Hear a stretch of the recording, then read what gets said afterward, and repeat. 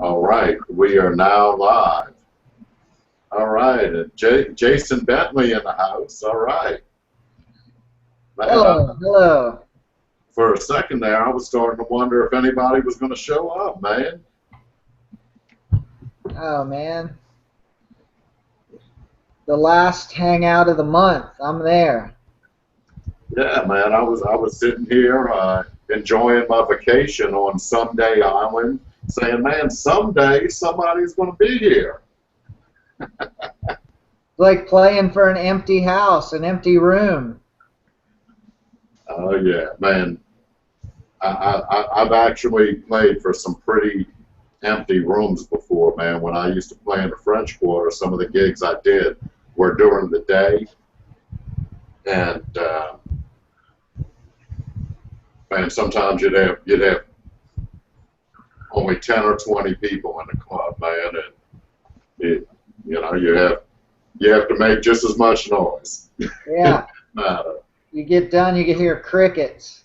Right, and the thing was that when it was slow during the day, every other club on Bourbon Street had a band in there, so they had to, to draw people in to get a little bit of that business that was out there. They had to do what they had to do. But anyway, we are live, so I'm not going to talk about me anymore. Anyway, we're going to go over some objections and do some role playing. Objections, of course, are a natural part of our selling process. So we want to, of course, view them as opportunities. We don't want to view them as a hazard of being a successful salesperson, because, of course, an objection, it's an opportunity to engage your prospect and earn the right to qualify. So even if you're hearing things like, "I get 4 or 5 calls from collection agencies every week. I'm not interested. I have no need for your services." Good for them. We want to get in there and engage and qualify and see if we can procure some business. So I guess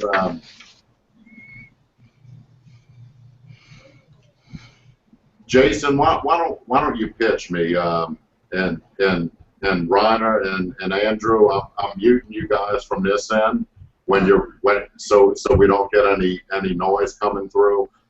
When you're ready to talk, just unmute and mute when you're done talking, and we'll be good. Okay. Pitch me, and I'm going to give you some objections, and we'll go just as if you've already got the decision maker on the phone. Or we can either do it this way, or I'll give you the option for me to pitch you, and you give me the objections. No, I'd rather get the objections from you. Okay. All right. Let me just adjust some volume here real quick. Okay.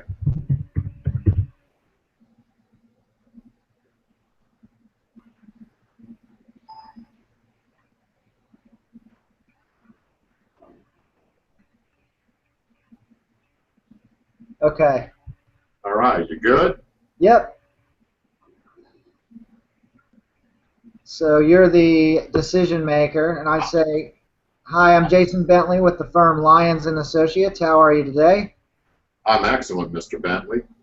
Well, good. I'm glad to hear that. I appreciate you taking a minute. I just wanted to introduce myself and talk to you a little bit about your accounts receivable department and your delinquent accounts. Okay. Well, Jason, I appreciate your call, but we have 2 agencies in place already that handle that for us, and we're not looking to add any new vendors, but I appreciate your call. Okay, well, I appreciate you sharing that with me. A lot of my clients have multiple agencies that they use, and frequently when I make calls, there's folks that already have agencies in place. What I'd ask for you is to take a look at the information and compare me to those agencies. Some of the services that we have really separate us from the competition. So I'm not coming in trying to take over the whole business, and I'm glad you're having good success, but you might not realize that there are some services out there that could benefit you even more, and maybe I'll be a third vendor for you. I hear this all the time, man. You're not the first person to call me with a better offer or anything of that nature. I've put a lot of work into researching, who was going to be a good fit for our company as a vendor to handle third-party collections for us. Well, what were some of the things you identified as major needs that allowed them to become your vendor? What did they have that allowed them to make the cut?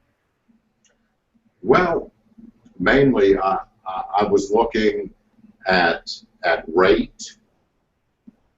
I was also looking at an agency that can report to me frequently. I was looking at somebody who can remit our money at least twice a month, and I was looking for somebody that could handle our receivables on a national basis. Okay. Well, how often do you need AR reporting? What's the criteria for that? I need it twice a month. Okay. And how fast did you want them to remit? Twice a month as well. Okay. Well, that's good news for me because my company remits money to our clients on a daily basis.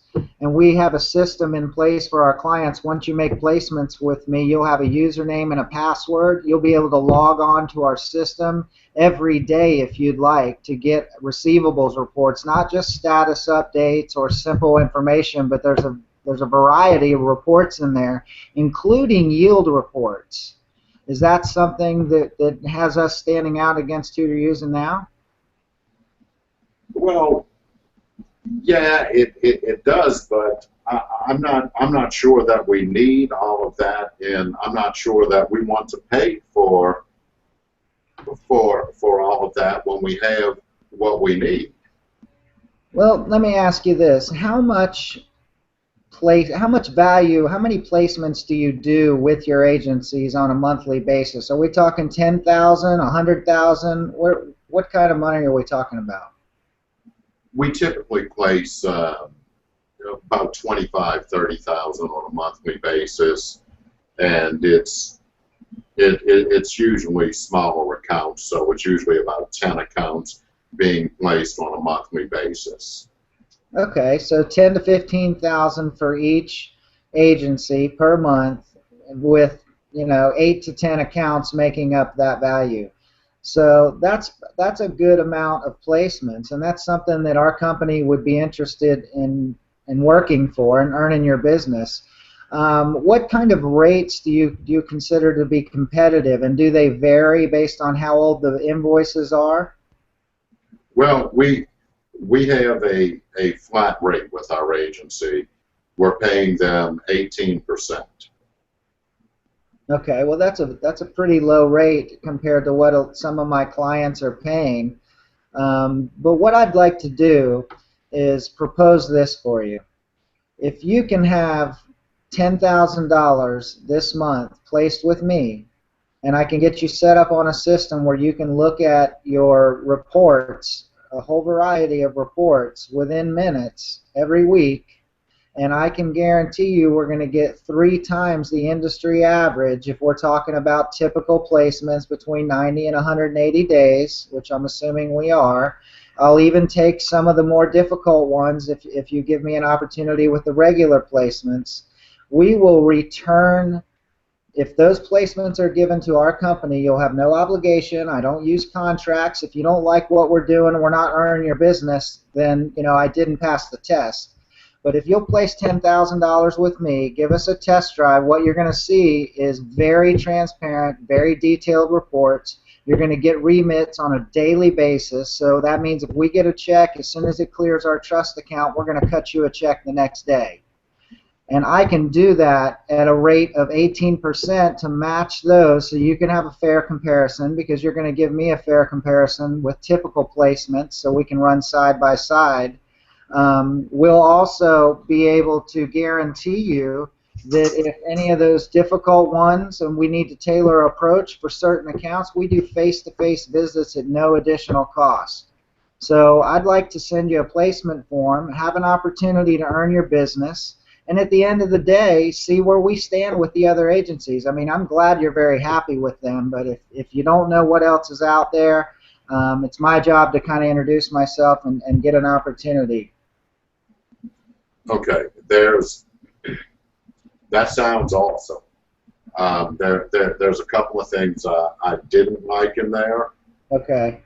The fact that you agreed to match his rate. Okay. Without seeing if he had a problem with our standard rate schedule. Okay. Okay. Fair enough. The fact that we do more than other agencies actually cost us more money to operate that way. So it's fair for us to charge a higher rate. Now, I'm not saying lose the sale because of a rate discrepancy, but I want you to always sell service before rate, and ask them how much money he gets back off of $100,000 worth of placements.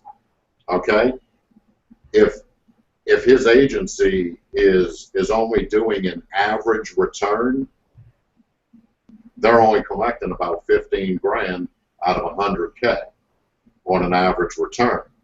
Okay, if we can increase that for him, okay, even if we only collected twice as much, and let's say we charged him twice as much. Let's say he's paying 15%, and they're out of 100,000 in placements, they're collecting $15,000, which is what, $2,250 in fee.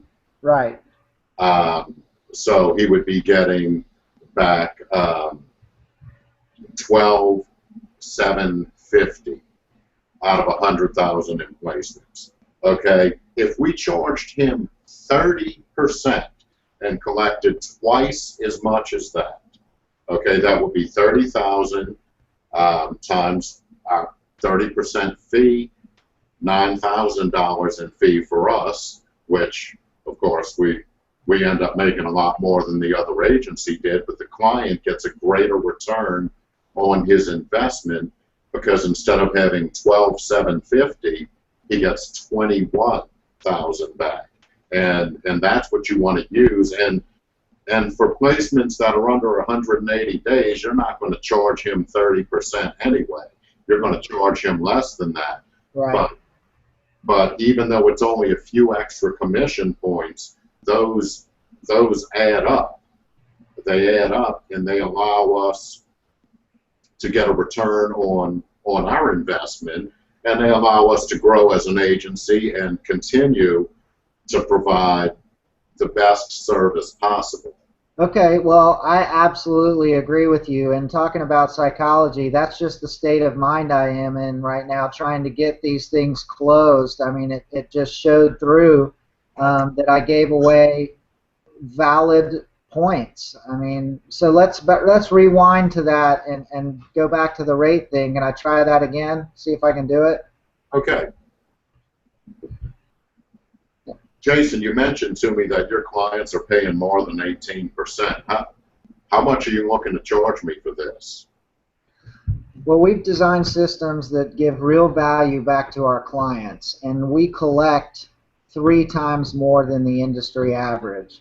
So in order for us to work effectively and efficiently, have all the online service, do the face-to-face visits, all those things cost us a little more. So my rates are going to be about 23 to 25% from the 90 to 160 days on those invoices, but you're going to get back more money from us than from the other agencies.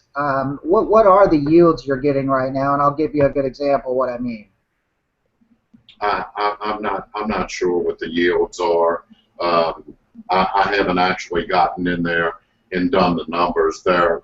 You know, when I get their status reports, it really just shows me the status of the account and what's collected.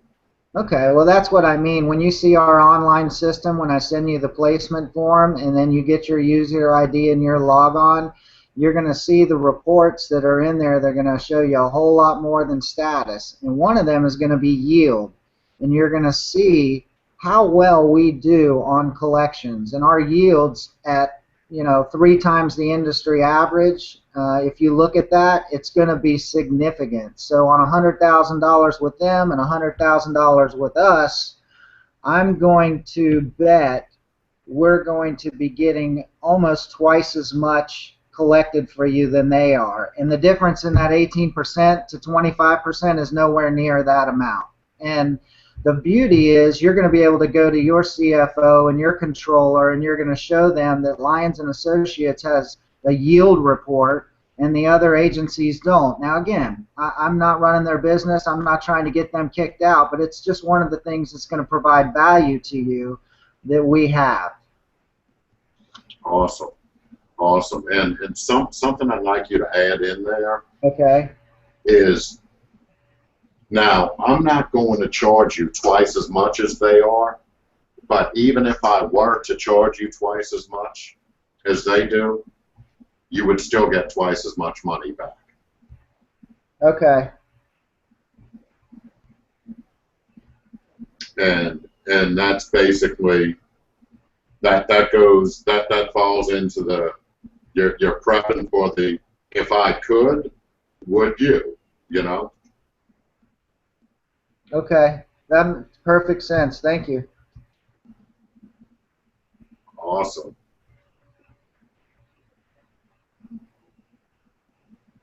You want to do another one, or do you want to move to somebody else? I don't want to dominate this. Let's move it around a little bit, but we can come back and do some more, man. I can do this all day, man. Does everybody have all day? I'm kidding.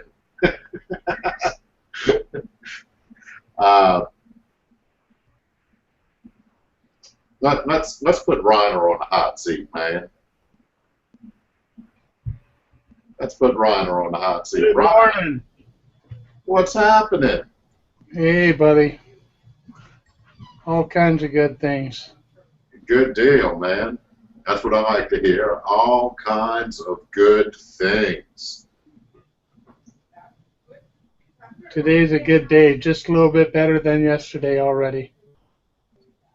Yeah, absolutely. And you know, it's a learning day too, man. We're learning who wants to learn about objections, and more importantly, who doesn't. Natural part of life, man. Absolutely.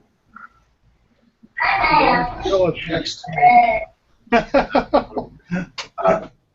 I said my wife still objects to me. The hardest clothes I've ever had to make.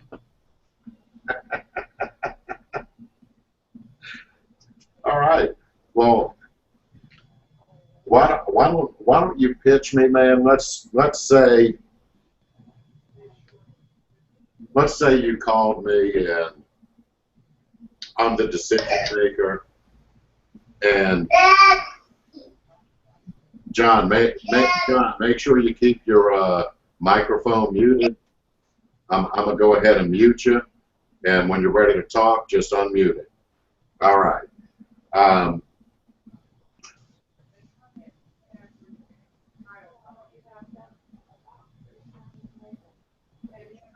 Let's start from, well, Mr. Davis, I appreciate what you're pitching, but we collect everything in-house. So, Oh, fantastic. Now, is that a protocol within the company down from the CEO, or would you entertain the opportunity of using third-party collection agencies there, Mike? well, we just don't need it. We collect everything in house. So I don't understand why we would need it. Well, I mean, people tell me that all day long, and once I engage them in deeper conversation, I usually find that there's something that we can help them collect on that they have forgotten about. Now, Mike, what kind of yields are you getting with your collection efforts? Is there anything that's aging that you're having difficulty collecting with? Well, yeah, there's going to be difficult accounts. Yeah, nobody's 100%, not even us, as much as we try. But the thing is, Mike, is that I feel very confident in the firm Lyons and Associates and our capabilities. We have the highest yields in the industry.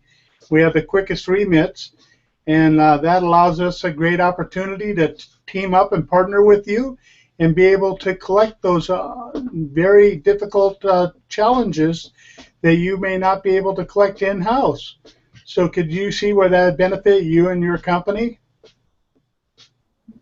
Well, you know, we're within our actual loss limit, so you know, I'm not sure where the benefit is there. You know, the CFO gives me what the acceptable loss limits are, and we're within them. You know, we collect everything else, and I'm even above them right now.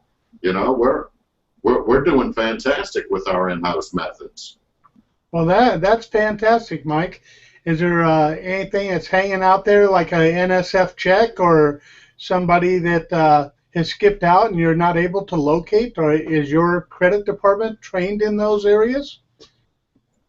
Well, you know, we train our collectors, sir.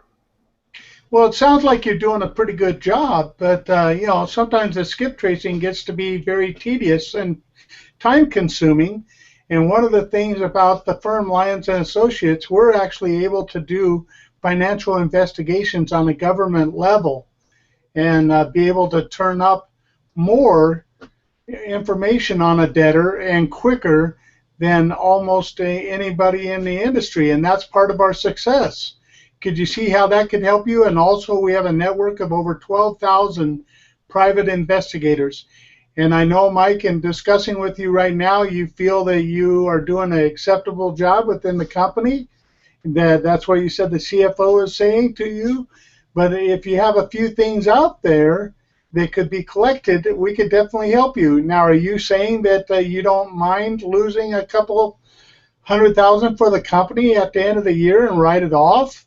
I mean, if we can gain that money for you, that'd be more money in the company coffers to be able to expand possibly or offer Christmas bonuses to your employees. And maybe, Mike, you might even be benefited out of getting a very nice Christmas bonus for getting it down to a very minimal amount other than what is acceptable. Well, I could probably give you one of these skip accounts since you mentioned skip tracing. We've got one we can't find. So how old is that, if I may ask? I could send that over to you. It's a couple years old. Couple years old. Boy, Mike, you know, I would love to do that for you, but I want to be very upfront and honest with you right now. You know, that would not really be an ideal piece of business for us to be based upon our success rate, because something is 2 years old, and it sounds like you've been doing a pretty good job as an in-house collector for the company and operating that department. But you know, we'd be willing to take it on, but by all means, I'm just going to tell you that's going to be kind of difficult even for us. But I would have to pass that information to our head collector and see what he finds out and get back to you. Where's the stumbling block that you see in collecting that, if I may ask? Well, wait a minute. I'm kind of confused here, Mr. Davis. You were telling me a minute ago you were looking for the stuff that we were unable to collect, and now it sounds like you're not sure if you want it. So Well, no, I'm not saying that we wouldn't want to collect that. I'm just saying that there are challenges in the collections, as you are aware. And is there anything newer? Is what I'm asking. Something that's 2 years old and you're having some skip issues. That's not going to be the ideal piece of business that I'm looking for. And nothing's ideal in life. But we'd be willing to take that on and see what we could do with that. okay, let's turn around on this. When you're talking to somebody about getting accounts placed, see, I walked you right into talking about the skip account just because you mentioned it. You mentioned skip tracing. Okay, we do it. We do skip tracing, but it's not something we sell, and it's not something we want to come in and offer off the bat, because it's going to immediately put the client or prospective client in the place of wanting to give you their biggest headache. And I think you've seen by now what happens with a lot of those skip accounts.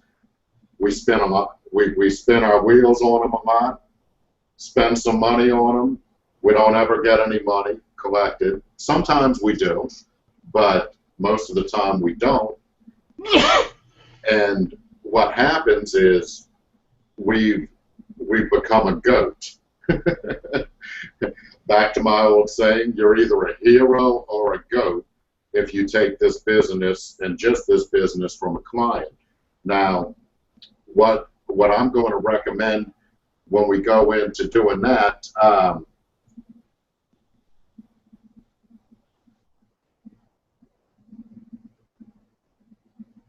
tell you what, give me the same flack I just gave you. Okay,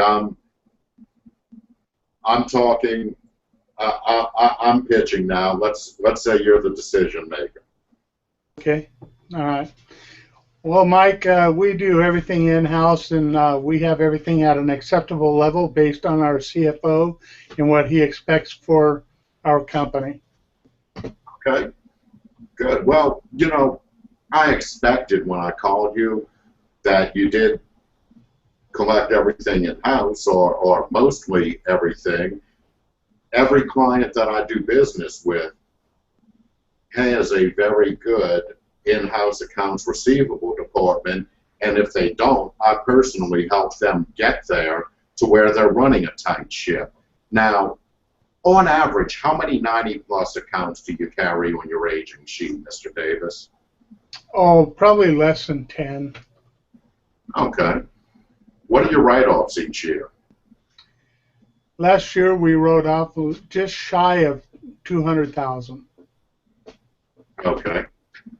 What is the approximate number of accounts that are on your aging right now that have not paid according to the terms of the sale? I have 3 of those. Okay. Have you sent final demands out on those? I have. You have. Okay. Yeah. And what do you do after the final demand is sent? I turn them over to the CFO, and usually he sends them over to an attorney friend of his that he's been golfing with for years. Okay. What does the attorney do with them? Well, they've been pretty good at doing whatever they do. We've gotten 100% results. In most cases, there's only been 3 that even though we wrote off 10 last year, just shy of 200,000, not all those went over to the attorney. So I don't know what the CFO does, but he does place occasionally with his golf buddy that's an attorney. Okay. Well, I understand that, and I didn't call to change what works for you, but like you, most of my clients have attorneys that are friends with the executives of the company as well, but they also see great benefits from our pre-litigation program. Okay, this allows us to take a look at the accounts and see if we can collect them without the necessity of having an attorney take over on it. And that sounds good, Mike, but you know, I've heard this Shangri-La before from other collection companies that we've used in the past, and to be quite honest, I'm not too hip on collection companies. They sell a pipe dream and usually deliver short. have you ever heard of Lyons and Associates, Mr. Davis? No, sir. I mean, you're down by New Orleans, and I'm up here in the great Northwest. I mean, good gosh, I didn't know you before you called me, and you know, I really don't like to do business on a whim over the phone. I like to give more information so I can make a good, sound decision, because after all, if I choose your firm, I'm not saying your firm isn't good, but my back door is going to be in the sling of the CFO. He might just give me a good, swift kick if I make a bad decision. I would be more than happy to conduct a conference call with you, myself, and your CFO. We can do it right now if you want to buzz him in, and I'll be more than happy to speak with him and set his mind at ease on you using our firm. Well, I'd like to do that, Mike, but you know, Monday's Labor Day, and to be quite honest, I'm cutting out of here early, and I'm going to go enjoy my family for the weekend, and I don't have time to be discussing this anymore. Okay. The thing is, Mr. Davis, it doesn't take much time at all for you to get placements over to us, and I think that our free demand service would benefit you greatly on the accounts that you've already sent final demand out on before you send them over to your attorney.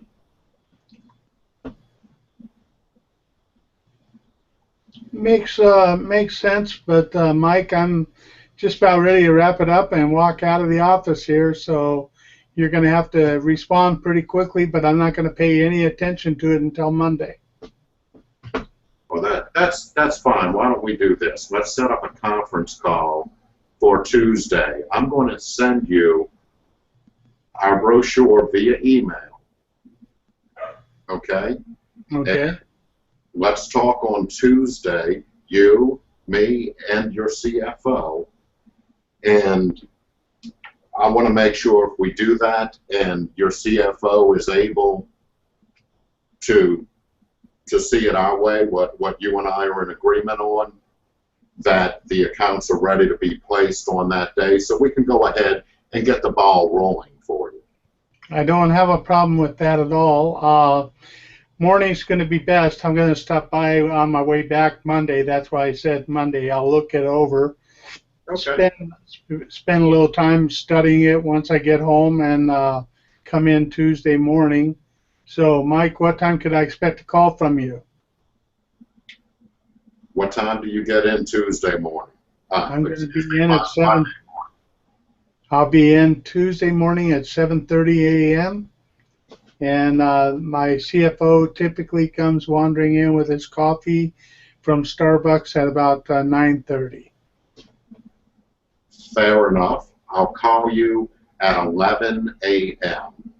and that way it will give you the opportunity to speak to your CFO in case we have to have a conference call, and that'll make sure everybody's there. Okay? Well, I thought that's what you just said. We're going to do a conference call. So now I'm a little thrown off. Are we doing a conference call or are we not? I don't want to tell him when I get home. If it is necessary, okay, you may talk to your CFO about it and show him our brochure, and he may say, "Oh man, I have heard of Lyons and Associates. These guys are fantastic. I talked to a guy who owns a stone company down the street who's been using them for years and they're awesome. He may tell you that. I don't know.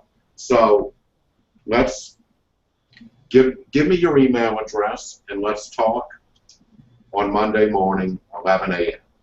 Okay, rjdavis at yahoo.com. All right.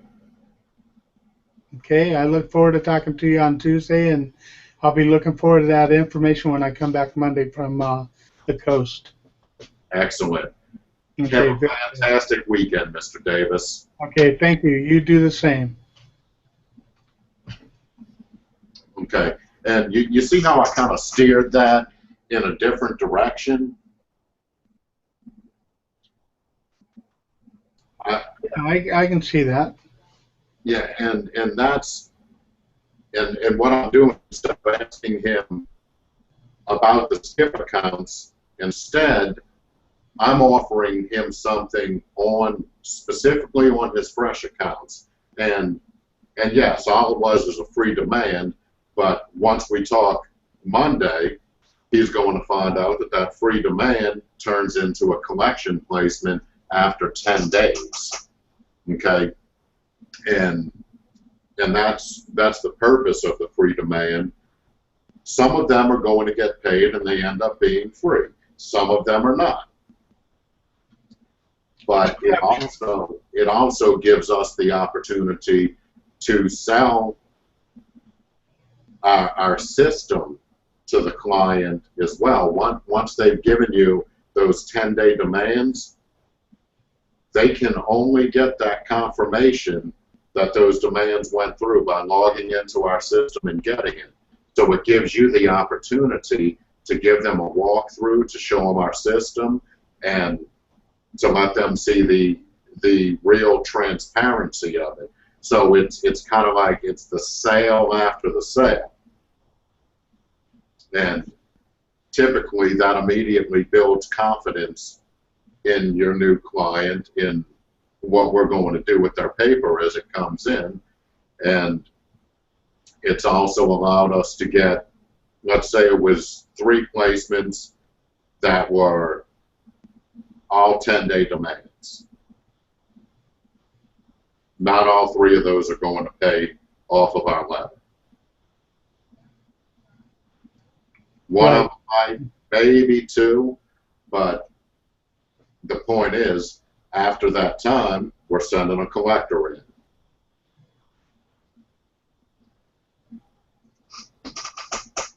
Very good. So what are you running into that you may be having some issues getting past on the phone? What is it that's your biggest concern right now in selling our services? Are you asking the floor? Reiner. You asking Reiner, or are you opening up to the floor? I was asking Reiner, but if he doesn't have anything, we can open that up to the floor as well. Well, the biggest stumbling block for me, Mike, that's very frustrating, and it's just a matter of getting through, is to the decision maker. I mean, you know, I just don't like spend a lot of time on the phone and not be able to get into deeper conversation with people. You know, people that are lying to me, which is part of the territory, but I don't like that. You know, it's very frustrating, and I ask engaging questions, but you know, that's the biggest hurdle for me. I mean, it's just like anybody else here. If we all run across the same obstacles, you know, you spend a lot of time spinning your wheels for very few prospects that you get to talk with, you know, and you know, I mean, the same old story. It's just I hate doing it over the phone. Okay. I have run into very, very few prospects in sales, when I did sales in this, that had a problem placing accounts over the phone or conducting a deal over the phone. And I mean, the fact is, we're in the technology age now, and I mean, when I started in sales doing this was back in the time before we had email. So, you know, there wasn't as much transparency with companies back in that day. I think the best thing to do is realize that calling 100 people is going to get 10 of them to talk to you.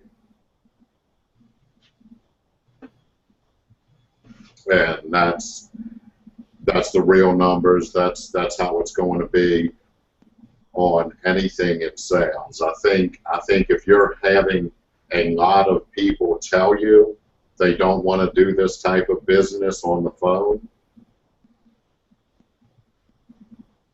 I think you should try some new ways to redevelop your pitch. It's something that I rarely ran into on the phone doing sales. Is anybody else running into that a lot? I don't want to give you business over the phone, or I don't want to do this kind of business over the phone, or you're in this state and I'm in this state. Does anybody get that a lot? No, I'm not getting that. The truth is, I mean, if I get clients and they're good clients, I have no problem going and seeing them face to face, but I've got to get them to be clients first. And my biggest trouble, and I guess we'll address that later, is just getting them to move off the mark and get me the information I need. But I'm just impatient too, so really a lot of that's on me. Okay. And Hank, you had something before when I asked about things that we're running into. Talk to me, brother. Yeah, I might mention it before, and you know, again, I know it's a numbers game, but I still seem to get, it might be the list, maybe I'm calling them smaller companies, I don't know, but a lot of people are just adamant that they don't have a need, and you know, so they're going through the questions, like you did. You said I don't have a need, but I go, respond like you did, but then you start asking, well, what do you got on your accounts receivable report over 90 days? We don't have anything. Okay. Well, at the end of the year, what do your write-offs look like? Well, we haven't written off anything in 7 years. Yeah, it seems like I'm getting. I don't know if I'm getting a lot of those. And again, you just move on. I mean, or maybe, like you said, maybe I need to rethink my approach a little bit. But I have a question for you. Do you believe that a company can operate not for 7 years, but for 1 year without having anything written off? Some of them may say, like I just had one, before this. Well, we just deal with a select few customers that we've been dealing with for, the same customers for many years, and we know them well, and they pay us all on time, and we never have any issues. Maybe. Okay. And there are some companies like that, but the bottom line is, to be successful in business, a company has to procure new customers constantly. You can't open business and do business with 2 or 3 clients and expect your business to stay afloat forever. Anybody who's doing that in business has well, they need to wake up and smell the reality. You will run into something like that.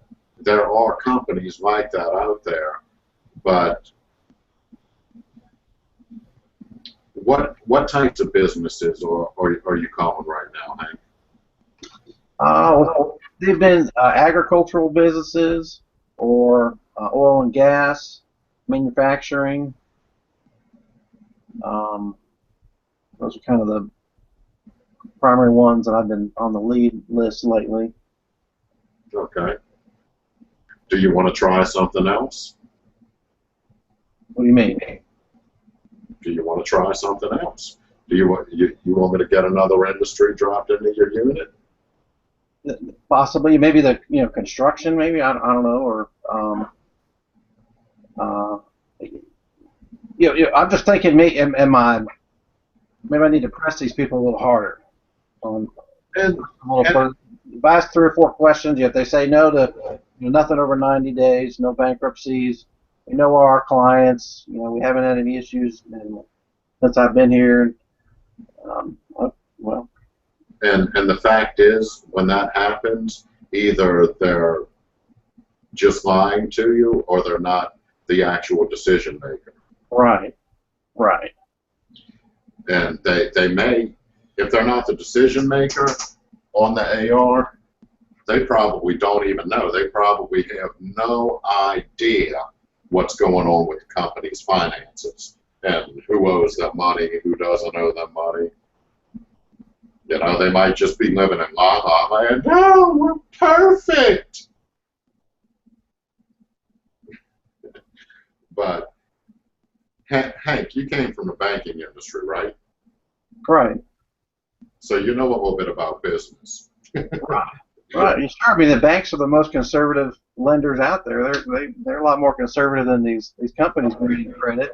And they take losses. Typically, they have collateral. They still take losses. Yeah, even if they have collateral, they take a loss. Sure. And the point I'm making there is, no matter, unless they're a really tiny company and they really are only doing business with 3 customers, then they're probably either they don't know any better or they're straight up lying to you. One of the two. And you'll have a lot of them that lie to you because they're going to get other calls from collection agencies. Right. Trying to sell them services and procure their business. But can I jump in real quick? Sure. I find that they're not necessarily lying, that they're just used to doing it the way that they're doing, and they're comfortable that way, so they really don't believe they have any problem. I don't know about the ones that say we have no write-offs, we have no issues. I get those too. I mean, I would say half the people I talk to say they have no issues, they have no write-offs, but when I do press them a little bit, I can find out some more information, or I just let it go. But I think sometimes they just feel happy because they don't know what else is out there, and I feel like I can try to convince them and talk to them in a way that opens up their mind a little bit. I'm not an expert at it. I mean, I'm definitely not. But I feel like I can tell when they're just happy with the status quo of what's going on and don't really want to deal with a salesperson, and when they really truly are a small business that wouldn't get me any income anyway. I mean, even if I took their 1 or 2 placements a year, I'm not going to be able to live on that. So, I mean, I got to keep going, and I don't make the most amount of calls of anybody, but I feel like I'm having good success getting information and getting to talk to the right people, and I don't know if that helps at all, man, but I mean, I do get the same thing, but it doesn't bother me because I feel like some of them just don't, but some of them, they're just happy where they are, and I got to shake it up a little bit. And man, you just made me think of something when you said they're comfortable where they're at. Man, you ever get a new pair of shoes and you wear them for a day and you go out on a town or something or whatever where you're walking a lot, and man, you get home and your feet are killing you because the shoes haven't been broken in yet. I think this is the same thing, man. That client needs a new pair of shoes, and it needs to be broken in. They need to be comfortable with change. I had one today. I had 2 today.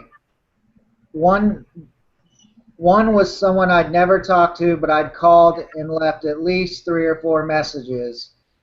The first call I made to them was in their out west office, and I called him 3 times, and he finally took the call and said, "Hey man," he goes, "you've got to call our corporate office. We are so small," he goes, "that's going to be a good lead for you." So then I changed my prospect info. I called the corporate office like 3 or 4 times. She finally got on the phone with me, and she said, "Honestly, we've been with the same agency for 25 years, and our executives are totally comfortable with them. We're totally happy with them, and whether I wanted to or not, they're just not going to change." Now, the way that I think, I told her, "Well, here's the thing. Corporate cultures change, people retire, things happen. I just want you, I want your email so I can get some information to you and continue to follow up on with you, because the day that that changes, I just want to be standing there with an opportunity." And she said, "Okay." So, you know, what's that mean? Probably nothing for another 10 years. I don't know, but I'm going to call her in early December, and then I'm going to call her again in late February, and then I'm going to call her again in April. The other one said they have 2 agencies. This was the second time I talked to her. She didn't look at my emails. She said she was very busy, and I got a little bit of conversation with her. She goes, "You got to understand, I mean, they do a good job, and if just because you're cold calling me, would you want me to just fire you and go with this other agency or start giving them business?" And I said, "No, absolutely not. I mean, I love your loyalty, totally. But I want to make sure that you can compare what's out there. So if you give them your normal amount of business and you give me a little bit of a try on some normal accounts, you'll be able to see how well we do, and then maybe we'll be your 3rd vendor." And she goes, "Okay, fine. I don't really have time with this right now," and she hung up. But I'm going to call her back. I mean, I didn't give her the respect of her time. Maybe I should have, but I mean, I'm still going to call her back, and she's going to talk to me, I'm sure, because I wasn't rude or anything. Not to that one. And that's a very good point. And we want to also keep in mind that some of these people are going to want to run a test side by side. I know for a fact, because that's how I got most of my clients that place only with me, because I went up against another agency and I earned all of the business. I'll give you an example of a side-by-side competition. Now, we're a collection agency, so we need to run credit reports on debtors sometimes to see where they are, you know, and as far as getting some information on credit worthiness so we know who we're dealing with. I get credit reporting from 2 different companies. The reason I have 2 companies for it is because right now I'm running a A-B split test to see which one's going to be the most valuable to me over time. And I'm going to run this test for an entire year before I make a decision. Yes, it's costing me twice as much to get credit reports from 2 different companies, but I can make a feasible evaluation that will help me provide a better service for you guys to sell your clients. And the point I'm making with this is clients need to do the same thing with collection agencies. They need to see who's going to provide the better service. They always need to do that. And your people that have an agency they've been doing business with for 25 years, that's fantastic. How comfortable are those shoes? Yeah, I got the feeling that if she could, she would give us a chance, but it was from coming from higher up than her. and it's in an area where there's a couple of those agencies' home offices are there, so they're probably 25-year buddies. But I'll be standing right there when something changes. Yeah. About a year ago, I had a client that had an agency. They were happy with them, and they sent me about 150, maybe 175,000 worth of business, most of it second placements from their other agency, to test us out. I wrote it at a third. I ended up making over 10 grand off of that one client last year. And that's just before the year even ended. It was like in the middle of the year, and that's just one client, and that's something there that we can run up against any other agency, any other, and see how we do. And I can tell you that we have never lost that battle so far. I'm sure the day is going to come one day where we do lose that battle, and we'll be like, all right, we've won it 99.5% of the time. But right now, we're beating out everybody, and of course that's the way we want to keep it.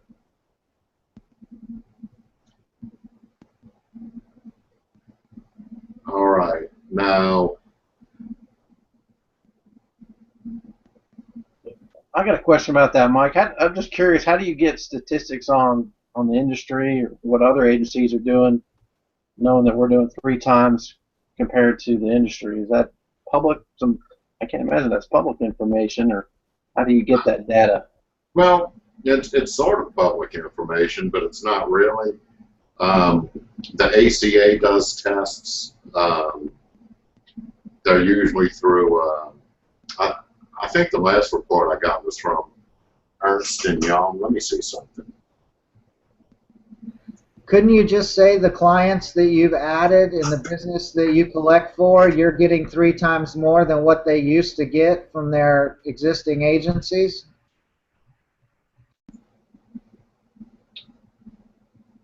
Wait, come again? Well, I know it's not specifically speaking to the industry average, but as far as, I thought about that when Hank said that, what if I got an objection like that? I would probably come back with, the reality is that from the clients that we service, we're getting 3 times more than what their other agencies are doing or were doing prior to us, and then there's also additional industry data that supports it. That is true. Actually, I have clients that we've beat out other agencies by 4 to 5 times, but you don't want to pitch that because it's unrealistic. And I'd rather undersell and over-deliver than oversell and end up coming up a little bit short.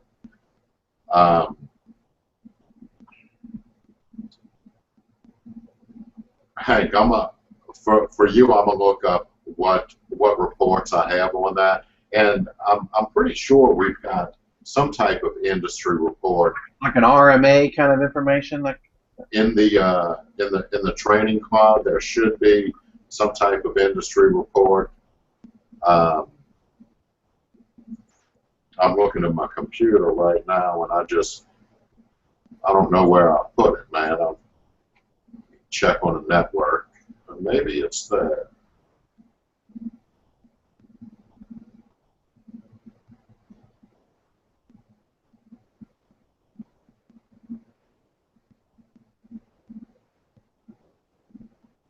You can also just Google collection agency industry report. Okay. Here we go. I've got one right here.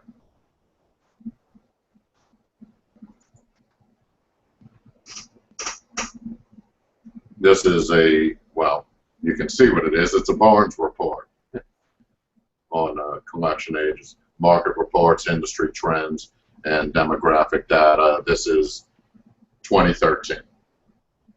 And I can email this to you, and it'll give you a pretty good idea of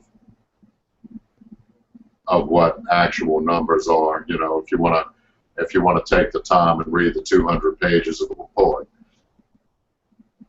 But you should have one of these in the documents that are in a training cloud.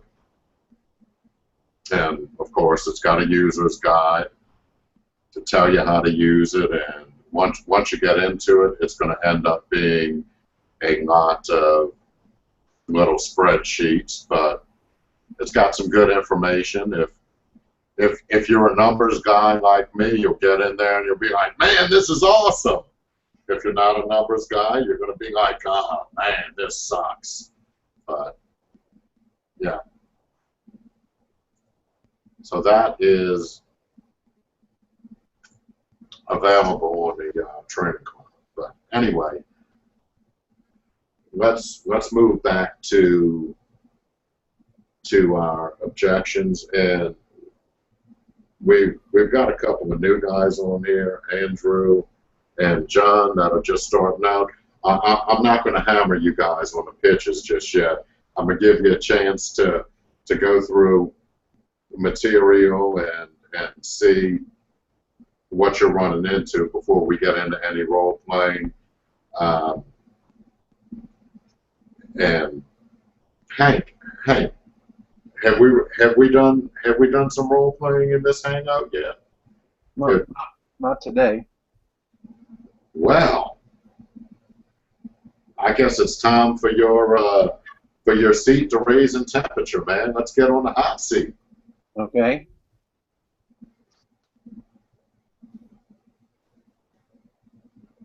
Hi, Mike. My name is Hank Pavin. I'm with the firm Lyons and Associates. Was calling today to find out if you ever use any outside sources to assist you with the collection of your delinquent accounts receivables. Well, not really, Hank. I factor all of my receivables. You do? Okay. All right. Are you factoring? Is it recourse or non-recourse, Mike? You know? Well, yeah, it's recourse. Okay. So after so many days, is it 70 to 90 days? The factoring company will send those accounts back to you. Is that correct, Mike?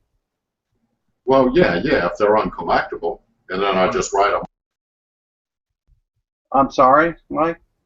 I said, yeah, and they'll send them back if they're uncollectible at 90 days. They'll just charge them back to me, and I just write them off. You just write them off? Okay. How many accounts on a quarterly basis would you say are they sending back to you, Mike? Probably 4 or 5. 4 or 5 accounts? Okay. And what ballpark? What's the average balance on those accounts? 7 or 8 grand. Okay. So you're looking at about 35,000 a quarter that you're just writing off. Yeah, that's correct. It's about it ends up being around 140, 150 annually. Okay. How does that make you feel just writing those accounts off? Does that bother you at all, or? Well, yeah, of course it does. You know, I'd like to have the money, but if they're uncollectible, you know, the factoring company, they're professionals at collecting the money. So I mean, if they can't collect it, we just have to write it off, you know. Okay. Yeah. Well, 90 days is typically when we get involved in accounts is at 90 days, and when clients or factoring companies have exhausted all their efforts, we come in and take over. So Well, I've got good news for you, Mike. We can come in and look at those accounts for you and get you some money back. Would that be of interest to you instead of just writing them off? Well, I'd have to think about it, but I could certainly give it some thought. How much is all of this going to cost me? Well, on these accounts, you know what we're going to do, Mike. You know, we typically get about 3 times the industry average on our accounts, and you know, so you know, right now, what are you getting on your? You're just writing them off, so you're getting nothing. So That's correct. Even if I charge you 50%, if you got half back, would that be better than what you're doing now? Yeah, that would be better, but I'm not going to pay you 50% to go after my accounts. Yeah, well, I'm not going to do that to you, Mike. I mean, that's just it's kind of an example, but you would be better off. I mean, I probably should charge you 50% based on what you're doing now, but you know, for accounts that are over 90 days, we're looking at about 25%, half of that. And that's got to make you excited. I mean, if you could, you know, go to your boss and say, instead of writing off 30,000 a year, we're gonna write off. What would that be? That would be, you get back another 22,000 a quarter. I mean, I bet that would make you look good with your CEO. Yeah, absolutely. Okay, great. Well, we need to start doing business today. I can make your life a little easier and make you look good for your boss, Mike. What's your email? I'm going to send you the contracts, and let's get this going. Very good. Very good. I like that. I want a call like that when somebody tells me they're writing off the stuff at 90 days. I haven't heard that yet. That's yeah. You probably won't, man. I took it easy on you. Right. I haven't heard that. But you will run into some companies that don't do anything after the factoring company charges them back. Really? Matter of fact, Rick picked up a client like that recently, man. A guy just gets the stuff charged back and he just doesn't do anything with it. He doesn't even write it off. He just says, oh, I guess I lost it. There's one other thing you can add to that, though. Who is your factoring company? Right. Calling the factoring company. Absolutely. Oh, yeah. The factoring company is good stuff. Very good stuff. And we've got Kim Goodwin in the house. Yep, good morning. Good morning. Well, it's afternoon for me. Yes, that's true.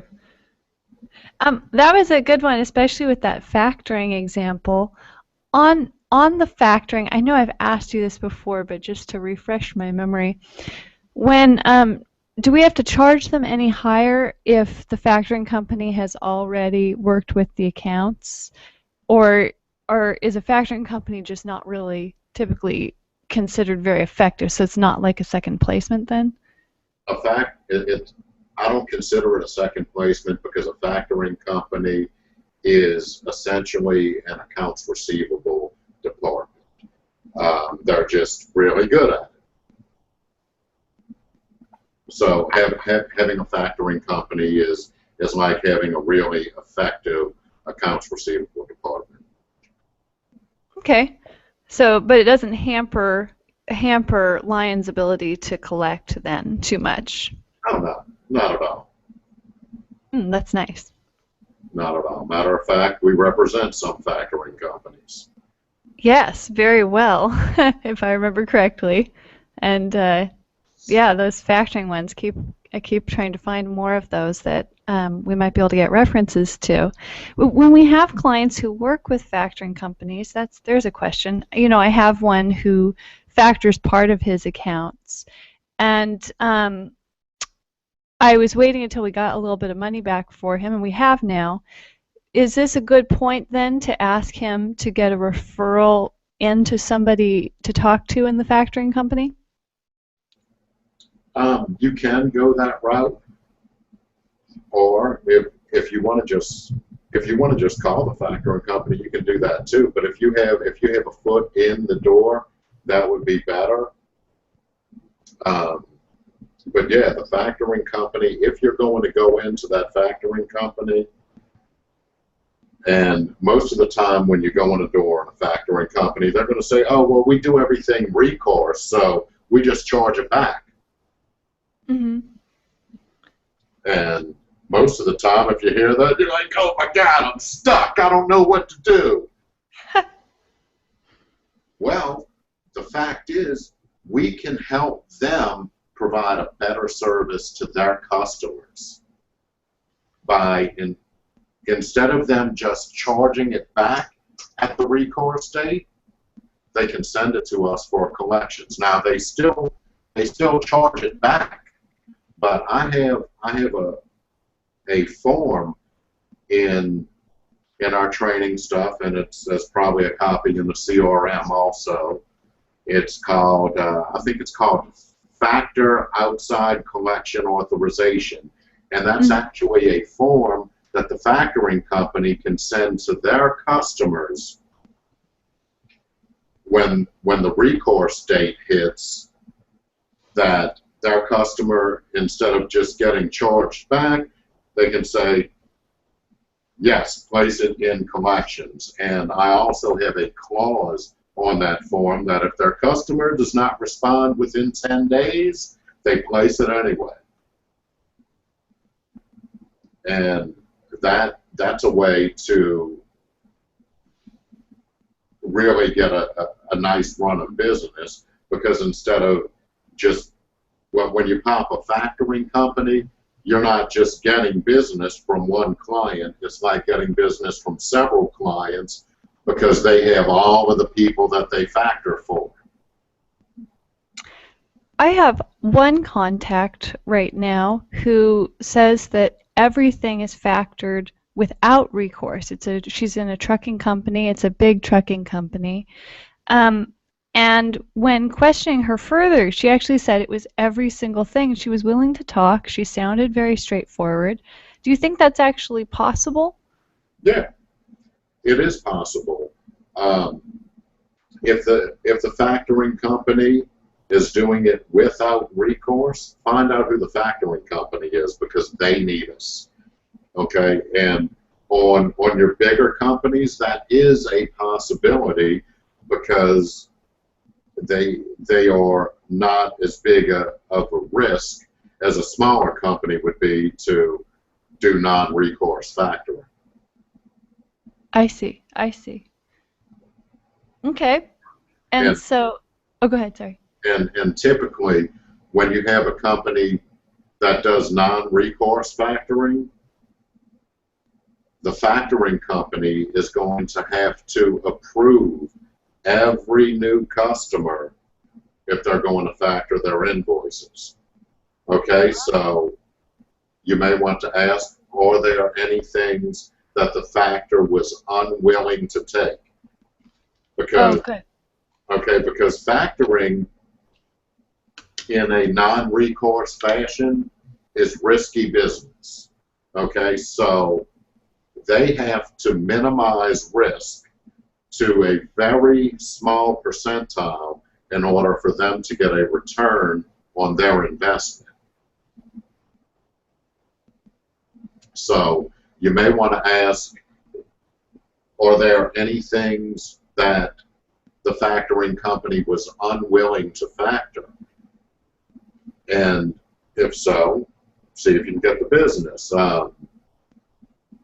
If not, find out who the factoring company is and get on the horn with them, because if they do a lot of non-recourse factoring, that is a gold mine for business. Okay. Okay, so I asked, does the factor have to approve each client, each new client or each new customer, and then are there any accounts the factoring company was unwilling to factor? That's what you're saying first. Okay. Exactly, because most of them unless they've been doing business with this trucking company forever and they completely trust that trucking company's in-house policies, that factoring company is going to approve each and every customer unless they're running their ship so tight that they're ruling out most of the risk, which you and I both know that if they are running a ship that tight, they're missing out on a lot of business. Thank you. That's really helpful to understand that more in depth, because that's kind of like a hidden industry that you wouldn't know about if you weren't in that type of a business. Absolutely.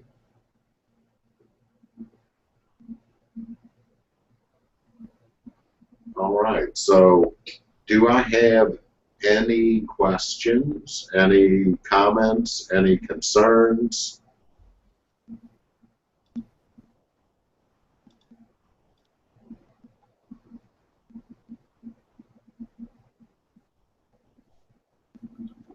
And one thing I'm maybe covering, I know you've covered before, is talking, we talked about it today, is getting to the decision maker. And like I said, call somebody and say, "Can I talk to your financial controller, please?" They go, "One moment." They patch you through, and someone says, "Hello." So do you confirm that person's a financial controller, or do you go, one, you didn't get their, sometimes you don't get their name, and I know in the training you said, if you don't get their name and you get patched through, hang up. I think I read that in one of your trainings, so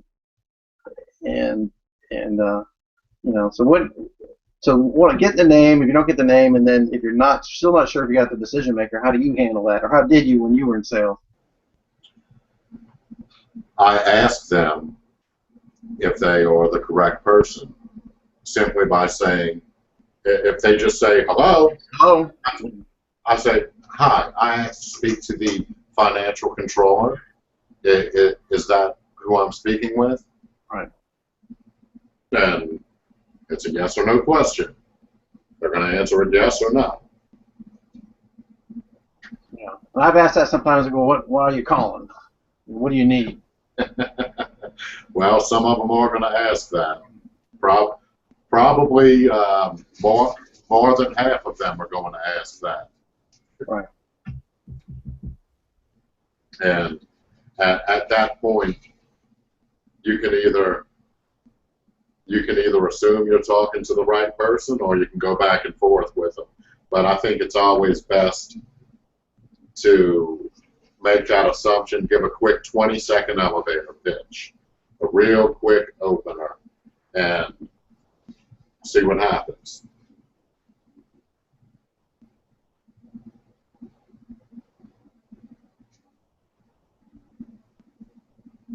All right. And I guess if there's nothing else,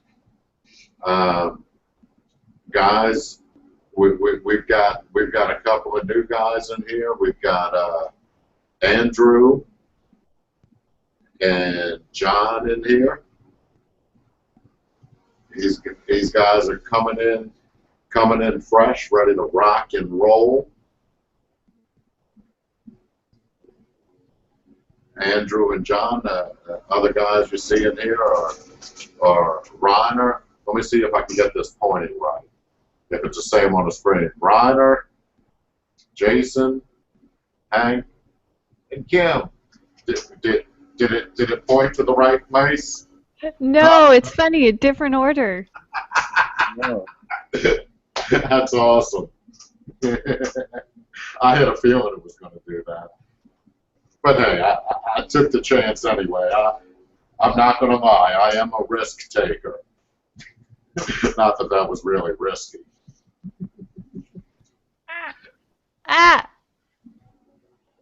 You all right there? Yes, I don't know why it hasn't my picture up now. Hold on. Stop it. We don't see anything. All we see is a house. You mean you're not a house, Kim? There's no picture. I know. I don't know how to change the picture. That's one of my house videos. You know, I'm a real estate broker, and so that's an old house video, and it won't change it. But you can all just use your imagination. Actually, on second thought, don't do that.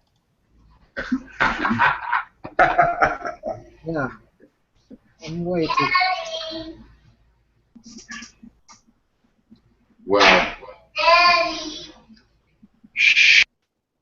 Well, there is a Kim. Do you remember? And do they still have these for real estate? The talking house things. Oh, funny. I haven't seen those in years. Yeah.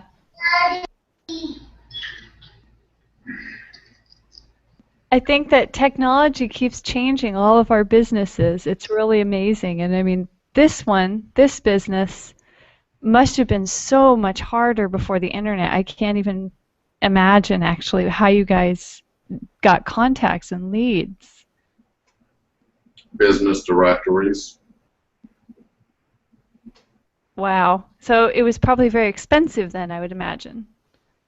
Not really. The internet has definitely improved things, but I mean, to me, it's pretty much the same damn thing.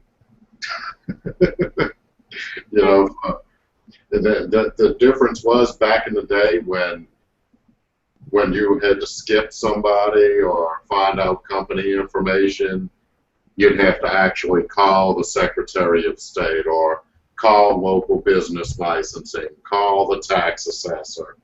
So, as a collector back in that day, you would make over 100 phone calls a day, and maybe 30 of them were to the actual businesses you were collecting from. Oh, wow. The rest of it was investigations, yeah. Wow. Well, thanks for providing so much for us to be able to get started and yeah, to avoid some of that. That sounds much slower. Yes, indeed. And Kim, give me a shout later on, like, I don't know, after business hours. I've actually got some other training this afternoon, which is for me on on something else. And Okay. I'll see if I can help you figure out how to get your picture changed. Okay, thank you. If you're trying to get rid of that house, you know, I know it can be frustrating if you're trying to get rid of a house and it just won't go away. Exactly. Thank you so much, Mike. All right. All right, and I guess we are going to close this up if nobody has anything else.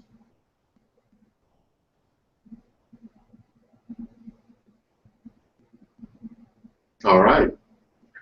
Well, that's my cue to go get some lunch. And I will talk to you guys soon. Everybody, thank you for coming.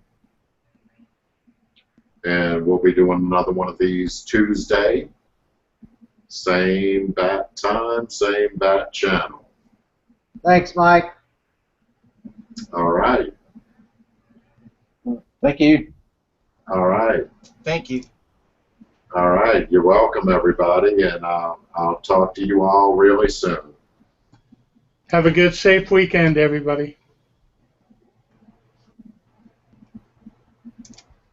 All right.